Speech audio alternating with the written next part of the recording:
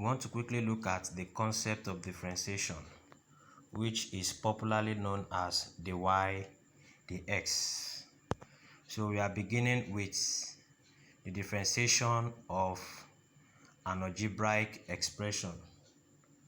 So if we have this kind of algebraic expression, y equals to ax raised to power n, the power multiplies the a, the coefficient, then you remove 1 from n, and that's the general formula for differentiation. And I want us to note that the derivative of a constant is 0. A constant, say like 8, if I differentiate any constant, the answer will always give us 0. I want us to take note of this very important point. We want to quickly look at the example we are seeing on the screen. And the solution goes, we want to find the y, the x. Just like the formula we have, the 3 that is power, we have y equals to minus 2x raised to power 3. The power 3 multiplies the minus 2, then we remove 1 from 3, and the answer gives us minus 6x raised to power 2. Okay, let's move on. Function of a function. And function of a function is what we also known as chain rule. Chain rule. When we say function of a function, it means there is a function within the given function, meaning we have at least two functions in the given expression.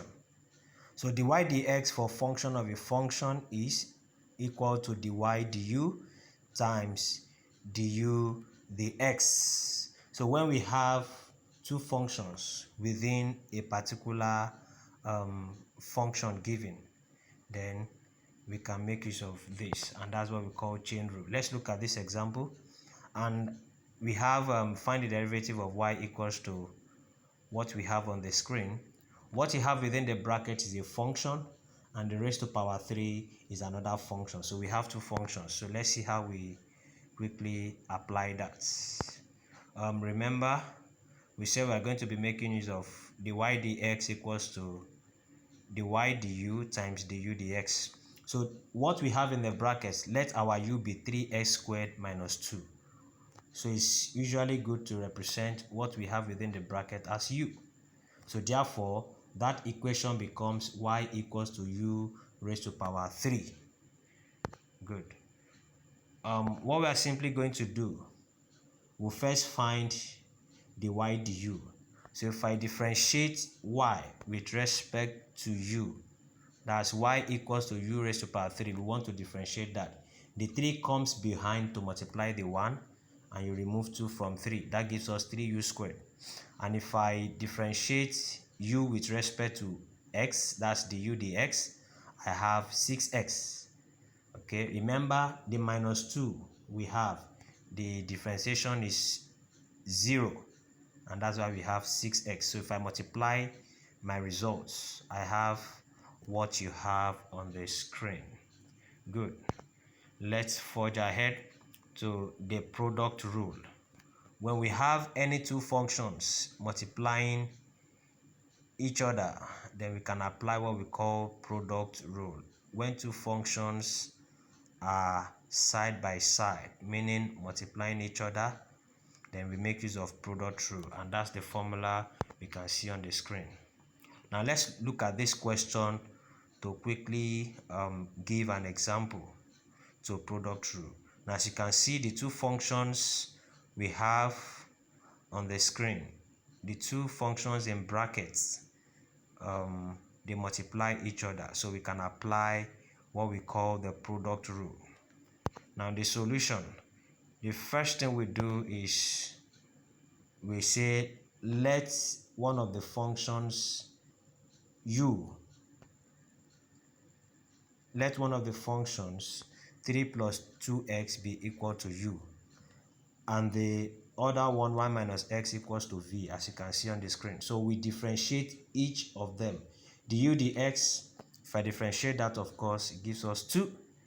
Then differentiate v with respect to x, and that's what we have as dv dx. Good, we have minus 1. And in conclusion, so we just substitute all our values as we have on the screen, and the final answer becomes minus 1 minus 4x. And lastly, the quotient rule, when two functions divide each other. That is, when we have a function at the numerator and another function at the denominator, we can make use of what we call the quotient rule. Good. And for the quotient rule, that's the formula quoted on the screen. Good. So with this, we have laid a very good foundation for our differentiation for this particular module, and this gives a summary of everything we have talked about in this module. Thank you.